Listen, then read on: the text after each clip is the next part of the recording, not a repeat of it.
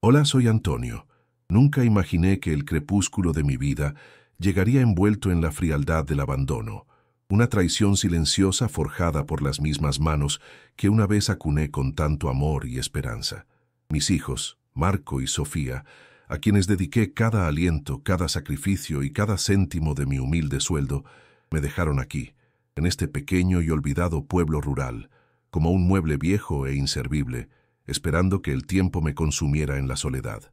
La humillación es un veneno lento, que corroe el alma, y cada día se siente como una batalla perdida contra la melancolía que se instala en el silencio pesado de estas paredes. La quietud, que antes era paz, ahora es un recordatorio constante de su indiferencia.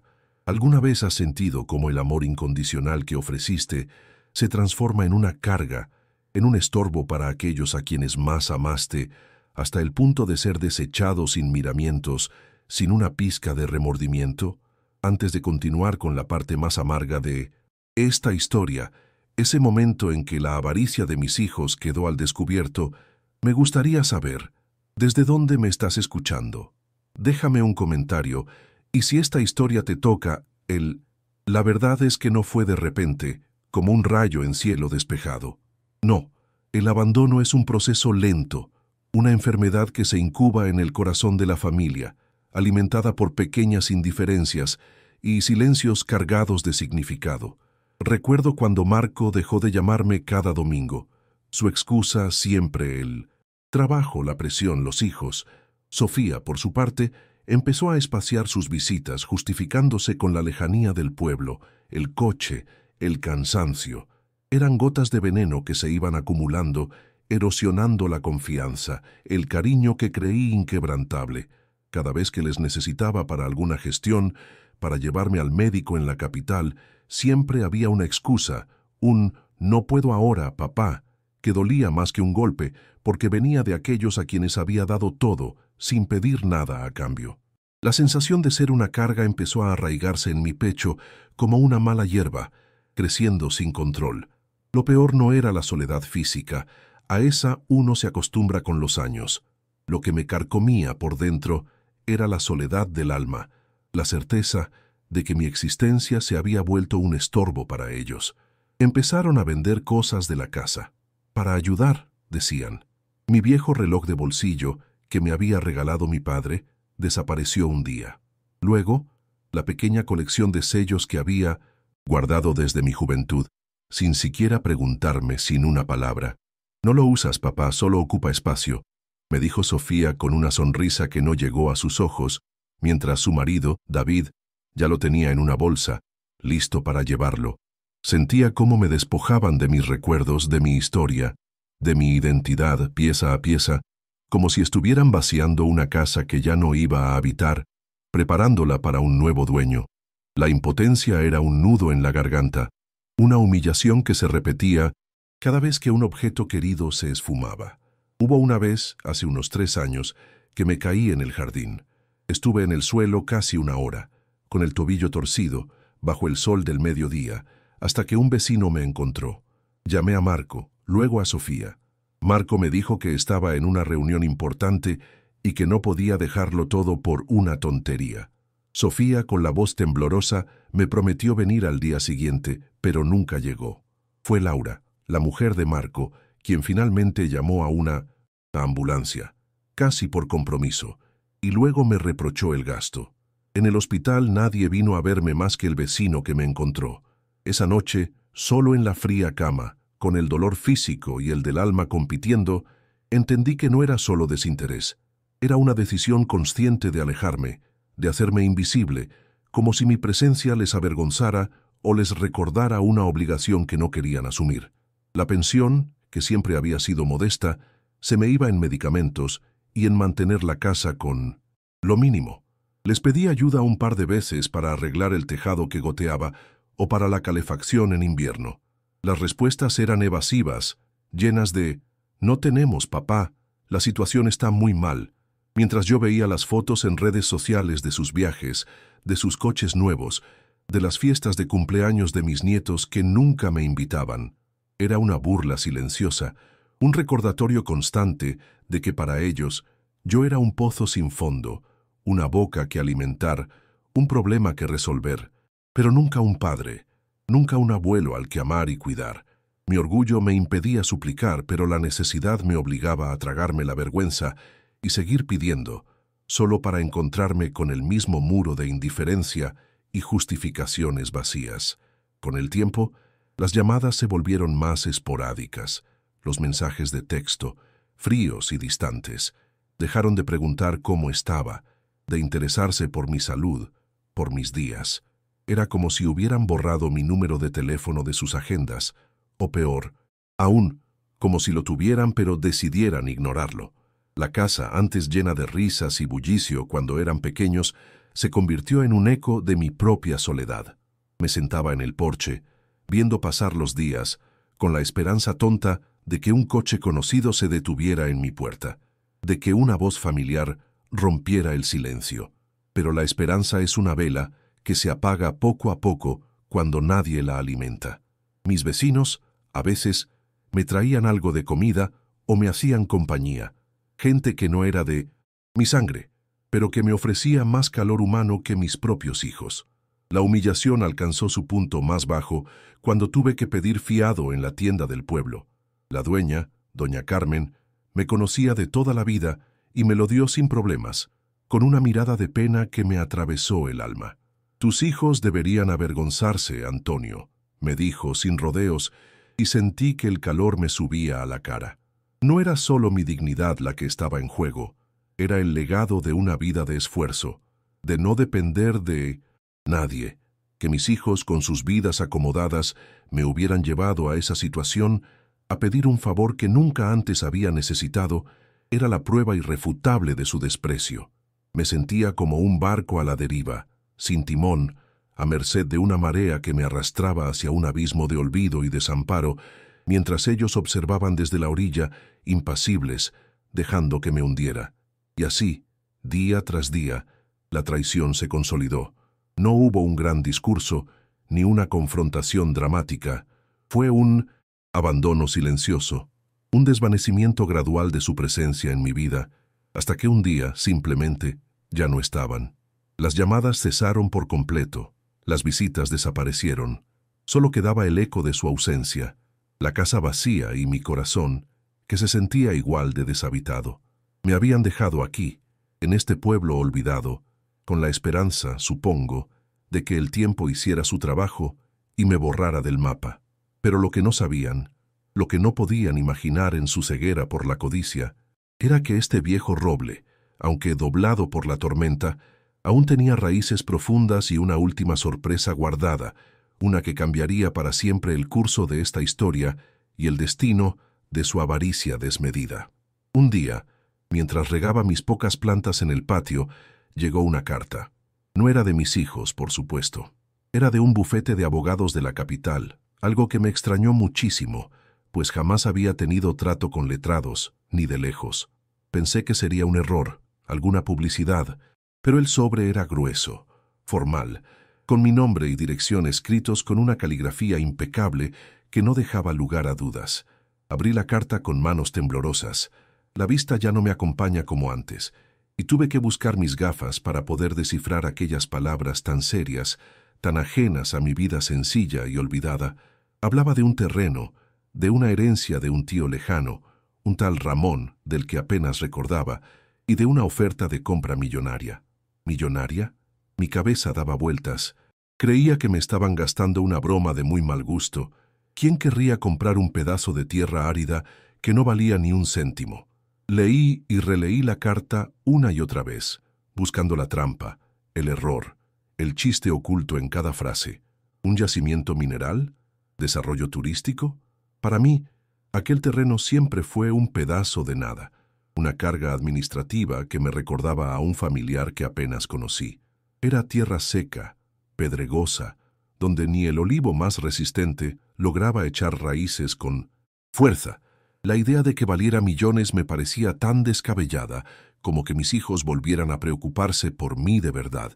Sentía una mezcla extraña de incredulidad y una punzada de amargura. ¿Por qué ahora? Después de tantos años de penurias, de sentirme humillado y abandonado, ¿por qué la vida me traía esto? Era casi una burla cruel del destino, una ironía que llegaba demasiado tarde, cuando el corazón ya estaba curtido por la indiferencia y el alma se había acostumbrado a la soledad más profunda. El pueblo es pequeño, ya lo sabéis, y las noticias, buenas o malas, vuelan más rápido que las golondrinas en primavera. No sé cómo, pero la historia de la carta del abogado, de los millones y del terreno de Antonio empezó a correr como la pólvora. De repente, las miradas en la plaza ya no eran de pena, sino de una curiosidad mezclada con un respeto que antes no existía. La doña Carmen de la tienda, que antes me miraba con lástima cuando pedía fiado, ahora me ofrecía los mejores productos, con una sonrisa forzada y preguntas sutiles sobre cómo iba todo. Era grotesco, casi insultante, ver cómo el dinero, o la promesa de él, cambiaba la percepción de la gente de un día para otro. Sentía cómo se me observaba, cómo se murmuraba a mis espaldas, no ya por mi abandono, sino por la posibilidad de mi fortuna. El aire mismo del pueblo parecía haberse cargado con una nueva expectativa, una que me hacía sentir más expuesto que nunca. Y claro, lo que tenía que pasar, pasó. No tardaron ni una semana en enterarse. La primera llamada fue de Marco. Su voz, que antes era fría y distante, ahora sonaba melosa, casi empalagosa, con un tono de preocupación que no le recordaba desde que era un niño. «Papá, ¿cómo estás? ¿Por qué no me has dicho nada de esa carta? Me he enterado por un conocido del pueblo. Vaya susto me he llevado. ¿Necesitas que vaya a verte? ¿Estás bien de salud?» Cada palabra era una puñalada, una muestra descarada de su hipocresía. Ni una sola vez en los últimos años había preguntado con tanto interés por mi bienestar. Su repentina preocupación era un disfraz tan transparente que casi me daba risa, si no fuera porque el dolor que sentía era demasiado real, demasiado profundo. Era el comienzo de la farsa, y yo, desde mi soledad, lo observaba con una mezcla de ira contenida y una astucia que no sabía que poseía. Después de Marco, vino Sofía, con su voz supuestamente dulce, llena de reproches velados por no haber compartido algo tan importante con ellos. «Papá, ¿cómo pudiste ocultarnos esto? Somos tu familia, tus hijos. Siempre hemos estado aquí para ti», dijo, y casi escupo del asco que me dio su mentira descarada. ¿Siempre? ¿Dónde estaban cuando me caí y nadie vino? ¿Dónde estaban cuando pedía fiado en la tienda? Su preocupación era tan falsa como un billete de 3 euros, y su intento de reescribir la historia me revolvía el estómago. Sentía cómo la amargura se me asentaba en el pecho, una amargura fría y pesada que me recordaba cada día de abandono, cada humillación. Pero al mismo tiempo, una extraña calma empezó a instalarse en mí. No era solo rabia, era la claridad de ver sus verdaderas caras, desnudas por la avaricia, y eso, de alguna manera, me fortalecía, me daba una nueva perspectiva. Las llamadas se volvieron diarias, insistentes. De repente, mi buzón de voz se llenó de mensajes de mis hijos, de sus cónyuges, incluso de mis nietos, a los que no veía desde hacía años, con saludos forzados y preguntas sobre mi salud. Marco y Sofía empezaron a aparecer por el pueblo, trayendo cestas de comida, flores, pequeños regalos que antes nunca se dignaron a ofrecerme. Intentaban reconstruir un puente que ellos mismos habían dinamitado, con cada gesto, cada palabra empalagosa, esperando que yo, en mi supuesta ingenuidad, olvidara el pasado.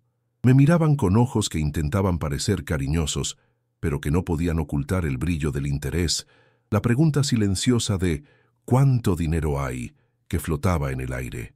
Era un circo de la hipocresía, y yo era el espectador principal, observando cada movimiento, cada palabra, cada mentira, con una paciencia que ellos confundían con debilidad, pero que en realidad era la calma de quien ya ha visto demasiado.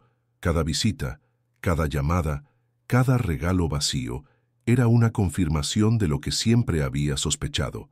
Para ellos, yo era solo un medio, no un fin. Mi valor como persona se había desvanecido, pero mi valor como poseedor de una fortuna había resurgido de la nada. Sentía cómo se activaba en mí una parte que creía muerta, una determinación que la humillación había encendido. No era venganza ciega, era justicia. La dignidad que me habían arrebatado, la soledad que me habían impuesto, Todo eso se convirtió en un motor silencioso que me impulsaba a actuar. Empecé a pensar con claridad, a recordar cada desprecio, cada palabra hiriente, y a darme cuenta de que tenía en mis manos una oportunidad única para cerrar este capítulo de mi vida, no con resignación, sino con la cabeza alta. Este viejo roble, aunque maltratado, no se dejaría arrancar sus últimas hojas sin luchar, sin dar una lección que jamás olvidarían. Las visitas de Marco y Sofía, que al principio eran una sorpresa forzada, pronto se convirtieron en un desfile de intenciones ocultas, cada una más transparente que la anterior. Ya no venían a ver cómo estaba el viejo, sino a sondear, a preguntar con una falsa inocencia sobre el papelito de los abogados y sobre esas tierras, que al final valían algo. Marco, siempre el más directo, empezó a hablar de inversiones, de cómo había que mover ese dinero para que no se devaluara, como si mi capacidad para gestionar mi propia vida hubiera desaparecido junto con su afecto. Me miraba con esos ojos calculadores que siempre tuvo, pero ahora con un brillo de urgencia, de impaciencia, incapaz de disimular su avaricia. Era una danza macabra de disfraces y mentiras, y yo, en medio de ella, no dejaba de observar cada movimiento, cada palabra, cada gesto, almacenando en mi memoria cada detalle de su renovado interés. Sofía, por su parte, adoptó una estrategia más sutil, intentando apelar a la emotividad que ellos mismos habían enterrado hacía años. «Papá, deberías venirte a vivir con nosotros a la ciudad», me decía, con una voz melancólica que no le conocía desde hacía décadas. «Estarías mejor atendido y así podríamos ayudarte con todo esto del dinero». La palabra «ayudarte» sonaba como una burla, una promesa vacía, que contrastaba brutalmente con los años de abandono. Recordaba sus excusas para no venir, la lejanía del pueblo, el trabajo, y ahora, de repente, la ciudad no estaba tan lejos, ni sus vidas tan ocupadas. Sentía cómo intentaba envolverme en una red de falsos afectos, esperando que mi soledad me hiciera vulnerable a sus manipulaciones. Pero mi corazón, ya herido y endurecido por su indiferencia, no se dejaba engañar por esas palabras huecas, por esos abrazos que no sentían nada. La presión aumentaba con cada día que pasaba. Marco me trajo documentos de bancos, folletos de inversiones seguras y rentables, insistiendo en que firmara aquí y allí, sin darme tiempo a leer con calma las letras pequeñas. «No te preocupes, papá, yo me encargo de todo», repetía, con una condescendencia que me revolvía el estómago. La imagen de él, años atrás, negándose a ayudarme con una simple factura del médico, chocaba con su actual prontitud para manejar millones. Sentía la rabia contenida al recordar cómo, en su momento, me habían despojado de mis objetos más queridos sin preguntar, y ahora querían despojarme de mi última posesión, mi dignidad, bajo el pretexto de ayudar. Era la misma táctica, solo que a una escala mucho mayor, y esta vez yo no era el viejo ingenuo que se dejaba manipular sin rechistar. Las discusiones entre ellos, Marco y Sofía, comenzaron a ser cada vez más evidentes, a pesar de sus intentos por disimularlas. Murmuraban en voz baja, con miradas de reproche, sobre cómo se repartirían las responsabilidades, sobre quién debería tener más control sobre la gestión de la fortuna. Los oía desde la cocina, mientras ellos creían que no prestaba atención, y sus voces, cargadas de celos y de codicia, me confirmaban lo que ya sabía. No les importaba Antonio, el padre, sino la herencia, el dinero que había caído en mis manos. Era un espectáculo lamentable ver a mis propios hijos, a quienes había enseñado a compartir y a quererse, ahora enfrentados por algo que hasta hacía unas semanas no existía en nuestras vidas. La amargura se me hacía un nudo en la garganta, pero también una extraña determinación, una fuerza que nunca imaginé que guardaba. En medio de todo este circo, yo mantenía una calma externa, una quietud que ellos confundían con senilidad o con la ingenuidad de un viejo cansado. Pero por dentro, mi mente trabajaba sin descanso. Mientras ellos planeaban cómo convencerme, yo ya estaba un paso por delante. Había contactado discretamente con el abogado que me envió la carta, pidiéndole consejo sobre cómo proteger mis intereses. Le conté mi historia, el abandono, la humillación y la repentina aparición de mis hijos. Él, Con una mirada de comprensión, me ofreció soluciones que jamás habría imaginado, caminos legales para asegurar que mi voluntad, y solo mi voluntad, fuera la que prevaleciera. Era como si la vida me diera una segunda oportunidad, no para ser feliz en el sentido tradicional, sino para restaurar mi dignidad y de alguna manera, impartir una justicia poética. Cada vez que me miraban con esa sonrisa forzada, con esos ojos llenos de avaricia, recordaba las noches de soledad, el frío del invierno sin calefacción, la vergüenza de pedir fiado en la tienda del pueblo. Esos recuerdos, lejos de paralizarme, actuaban como un combustible, alimentando la llama de mi determinación. No era un deseo de venganza cruel, sino una necesidad profunda de cerrar ese capítulo de mi vida con integridad. Mis hijos habían elegido su camino, habían decidido que yo era una carga, y ahora que la fortuna había llamado a mi puerta, no iban a borrar de un plumazo años de desprecio con regalos vacíos y palabras hipócritas. La vida, a veces, tarda en presentar la factura, pero cuando lo hace con una precisión implacable, y yo estaba listo para ser el mensajero de esa cuenta pendiente. La semana pasada, Marco y Sofía me propusieron una cena familiar. Para celebrar, dijeron, y para que podamos hablar tranquilamente del futuro, papá, de lo que quieres hacer.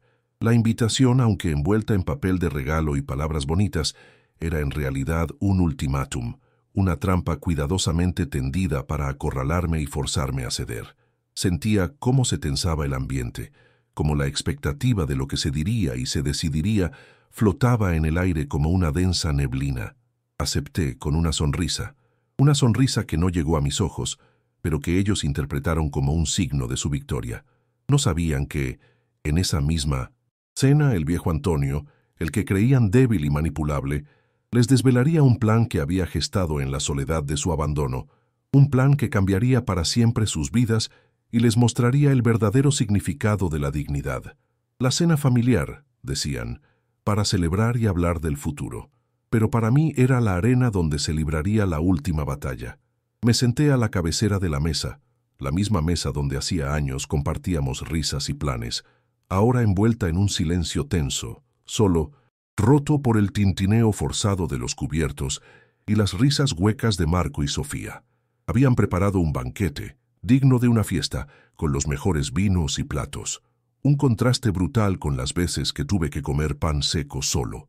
Sus ojos, antes llenos de una indiferencia glacial, ahora me miraban con una farsa de afecto, una actuación tan burda que casi me daban lástima. Sentía sus miradas de impaciencia, esperando el momento de hablar de negocios, de hincarle el diente a mi fortuna, como buitres acechando a su presa. Yo, sin embargo, solo veía el reflejo de su codicia en el brillo de la plata. Después de los postres y de una conversación superficial sobre el tiempo y las noticias del pueblo, que ellos apenas escuchaban, Marco, con su habitual impaciencia, carraspeó y dijo: «Bueno, papá, creo que es hora de que hablemos de lo importante, del futuro, de cómo vamos a gestionar todo esto». Sofía asintió con una sonrisa nerviosa, mientras David y Laura observaban con una expectación casi palpable. Respiré hondo. La calma que había cultivado durante semanas se apoderó de mí. «Sí, Marco», respondí, mi voz más firme de lo que esperaba. «Es hora de hablar de futuro, pero también de pasado, porque el futuro, hijos míos, se construye sobre las bases de lo que fuimos, de lo que hicimos y sobre todo, de lo que dejamos de hacer». Sus sonrisas vacilaron. Un atisbo de preocupación cruzó sus rostros, pero aún no entendían la magnitud de lo que estaba a punto de desvelar. Saqué de mi bolsillo interior una carpeta gastada, no la que ellos esperaban con los papeles de la herencia, sino una más pequeña, llena de fotografías y documentos que había ido reuniendo en mi soledad. La puse sobre la mesa, deslizándola lentamente hacia ellos. «Aquí tenéis», dije con una voz que, aunque tranquila, resonaba con la autoridad de quien ha sufrido en silencio. «Aquí están las facturas del médico que nunca pagasteis, las de las reparaciones del tejado que ignorasteis, las fotos del día que me caí y nadie vino, solo mi vecino. Y esta es la nota de doña Carmen de la tienda, del día que tuve que pedir fiado porque no tenía ni para comer. Sus caras palidecieron, sus ojos se fijaron en los papeles, la farsa de afecto se desmoronaba ante la cruda realidad de su abandono. El silencio que siguió era pesado, cargado de vergüenza y una creciente ansiedad. Durante años, continué, mi voz ahora sin rastro de emoción, solo de una verdad desnuda, fui para vosotros una carga, un estorbo, un anciano al que había que silenciar y olvidar. Vuestras llamadas desaparecieron, vuestras visitas se esfumaron, y cada vez que os necesitaba, solo encontraba excusas vacías, promesas rotas.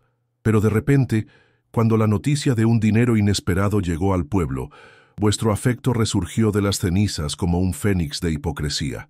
Me traísteis flores, cestas de comida, palabras melosas, intentando borrar con gestos vacíos años de desprecio y abandono. Creísteis que era un viejo ingenuo, fácil de manipular, ciego a vuestra avaricia. Pero os equivocáis. Os he visto, os he escuchado y he sentido cada una de vuestras mentiras. La rabia empezaba a burbujear en sus miradas, pero aún no se atrevían a interrumpir. Marco, con la cara enrojecida, intentó balbucear una excusa, pero levanté la mano para detenerlo. No, Marco, no hay excusas que valgan. La verdad es que esta fortuna, esta bendición inesperada, me ha abierto los ojos, y precisamente por eso he tomado una decisión que os atañe directamente. Hice una pausa, saboreando el momento, mientras sus ojos se clavaban en mí, llenos de una mezcla de miedo y expectación. El terreno, ese que tanto os interesaba, ya no es mío, se ha vendido, y el dinero ya tiene un destino. Sofía se llevó las manos a la boca, sus ojos desorbitados. Marco se levantó de golpe, la silla chirriando contra el suelo. ¿Cómo que se ha vendido? ¿Y no nos dijiste nada? ¿Dónde está el dinero, papá? Su voz era un gruñido de pura avaricia, la máscara finalmente rota. El dinero, respondí, mi voz tranquila en contraste con su creciente histeria, no está donde vosotros esperabais. He dispuesto de él de una manera que honra mi dignidad y la memoria de lo que fui, y de lo que vosotros me hicisteis sentir. Con la ayuda del abogado, he establecido una fundación para apoyar a los ancianos abandonados de este pueblo, para que nadie más tenga que sufrir la humillación que yo padecí, para que tengan un hogar digno, compañía y la atención que sus propios hijos les negaron. Cada palabra era un martillazo en sus sueños de riqueza fácil. Sus caras se contorsionaron, la incredulidad se mezclaba con la rabia, con la desesperación. David y Laura, hasta entonces silenciosos, se miraban con pánico, dándose cuenta de la magnitud de lo que acababa de ocurrir. Así que no, hijos míos, concluí, mirando a cada uno de ellos a los ojos, sintiendo un peso enorme levantarse de mi alma. No recibiréis ni un solo céntimo de esta fortuna que tanto os ha traído de vuelta a mi puerta. Vuestra avaricia os ha cegado, y vuestro abandono os ha costado más de lo que jamás podréis imaginar. Sofía rompió a llorar, un llanto de rabia y frustración, no de arrepentimiento. Marco, con la mandíbula tensa, me miró con un odio gélido, pero ya no había nada que pudiera hacer. La mesa, antes símbolo de una falsa unión, ahora era el escenario de su derrota y mi liberación. Se levantaron, sus rostros desfigurados por la desesperación, y salieron de mi casa sin decir una palabra, dejando atrás el silencio, un silencio que esta vez, para mí, no era de soledad, sino de una paz ganada con la dignidad de quien supo levantarse. Cuando la puerta se cerró detrás de ellos, dejando un eco de su rabia contenida, sentí un silencio distinto. Ya no era el vacío opresivo de la soledad que me había acompañado durante años, sino una quietud llena de aire fresco, de alivio. Era el silencio de una batalla ganada, no con violencia, sino con la verdad y la dignidad que ellos me habían arrebatado. Me quedé un rato sentado en la mesa, contemplando los restos de la cena que habían preparado con tanta hipocresía. Aquellos platos, antes símbolos de una falsa reconciliación, ahora eran el testimonio de su derrota, de su avaricia expuesta. No sentía alegría, no era un triunfo de la venganza, sino una profunda liberación. Era como si un peso enorme, una losa que había llevado sobre mi alma, se hubiera desprendido por fin, dejándome respirar con una libertad que no recordaba haber experimentado en mucho tiempo. Mi casa, que antes era una prisión de recuerdos amargos, ahora se sentía como un santuario, un refugio de paz recién descubierta, donde mi futuro se vislumbraba con una claridad inusitada, lejos de la sombra de su desprecio. Los días siguientes fueron de una actividad inusual para mí. El abogado, un hombre serio pero de una gran humanidad, me ayudó a poner en marcha la fundación. La llamamos El Roble, de Antonio, en honor a la persistencia y la fuerza que, según él, yo representaba. La idea era simple: construir un hogar digno para los ancianos del pueblo que, como yo, se encontraban solos o abandonados, ofreciéndoles compañía, cuidados y un lugar donde sentirse valorados. No buscaba lujos, sino calidez y respeto. Ver cómo ese proyecto tomaba forma, cómo mi fortuna se convertía en un refugio para otros, me llenaba de una satisfacción que el dinero por sí solo nunca podría haber dado. Cada ladrillo que se ponía, cada sonrisa de los voluntarios que se sumaban, era un bálsamo para las heridas de mi alma. Era mi respuesta silenciosa, mi legado, una forma de decir que el abandono no tenía por qué ser el final, sino una nueva oportunidad para tender la mano a otros, para reconstruir lo que la indiferencia había destruido. El pueblo, ese mismo que me había visto humillado y solo, ahora me miraba de otra manera. Ya no era el viejo Antonio que pedía fiado, sino el Antonio que había transformado su dolor en esperanza para la comunidad. La doña Carmen de la tienda y otros vecinos se acercaban no por curiosidad morbosa, sino con un respeto genuino, con palabras de admiración y agradecimiento. Me ofrecían su ayuda, su compañía, su amistad desinteresada, algo que mis propios hijos nunca me dieron. En el nuevo hogar para mayores encontré camaradas, historias similares a la mía, y la alegría de compartir los últimos años de vida con personas que entendían el valor de un gesto amable, de una palabra de aliento. La soledad, que antes era una sombra constante, se desvaneció, reemplazada por el calor de nuevas relaciones, por la certeza de que no estaba solo, de que había encontrado una nueva familia, no de sangre, sino de corazón, construida sobre el respeto mutuo y la dignidad compartida. Para Marco y Sofía, la revelación fue un golpe devastador. La noticia de que no recibirían un céntimo de la fortuna se propagó rápidamente, no solo en el pueblo, sino también en sus círculos sociales, donde la historia de su abandono y mi venganza se convirtió en un tema de conversación incómodo. La imagen de éxito y prosperidad que con tanto esmero habían cultivado empezó a resquebrajarse. Sus cónyuges, Laura y David, que habían invertido sus propias esperanzas en ese dinero, les recriminaron la oportunidad perdida, avivando las tensiones internas en sus matrimonios. La avaricia, que los había unido en un propósito común, ahora los separaba, llenándolos de resentimiento y reproches mutuos. No había lágrimas de arrepentimiento por mi sufrimiento, solo la amargura por el dinero que se les había escapado de las manos, una fortuna que creyeron suya por derecho de nacimiento y que ahora se destinaba a los mismos desvalidos que ellos habían despreciado. Las consecuencias para ellos no se detuvieron ahí. La reputación de Marco, antes intachable en su trabajo y en sus negocios, sufrió un duro golpe. Los clientes, los socios, incluso sus amigos, empezaron a verle con otros ojos, con la sombra de la avaricia y el abandono de su padre planeando sobre él. Sofía y David también sintieron el peso del juicio social. Las miradas de lástima o desprecio se hicieron comunes. Los chismes sobre su codicia se extendieron y su círculo de amistades se fue reduciendo, dejando al descubierto la fragilidad de sus relaciones, construidas muchas veces sobre el interés. La frustración por la riqueza perdida se tradujo en más discusiones, en un ambiente de constante tensión en 1900. Sus hogares se les veía envejecer más rápido, consumidos por la rabia y el resentimiento, incapaces de aceptar que su propia crueldad había sido el arquitecto de su desgracia, que la vida les había cobrado la cuenta de una manera inesperada y demoledora. Yo, por mi parte, seguí mi camino, sin rencor, pero con la memoria intacta. Construir el roble de Antonio fue mi verdadera fortuna, mi legado. Aprendí que la verdadera riqueza no se mide en monedas ni en propiedades, sino en la dignidad que se conserva, en el respeto que uno se gana y en el amor verdadero que se siembra, aunque sea con extraños, porque al final el dinero solo ilumina el carácter de quienes nos rodean, revelando sus verdaderas intenciones, desnudando sus almas. Y en mi caso, me permitió ver la luz, no solo para mí, sino para otros que, como yo, merecían un final digno.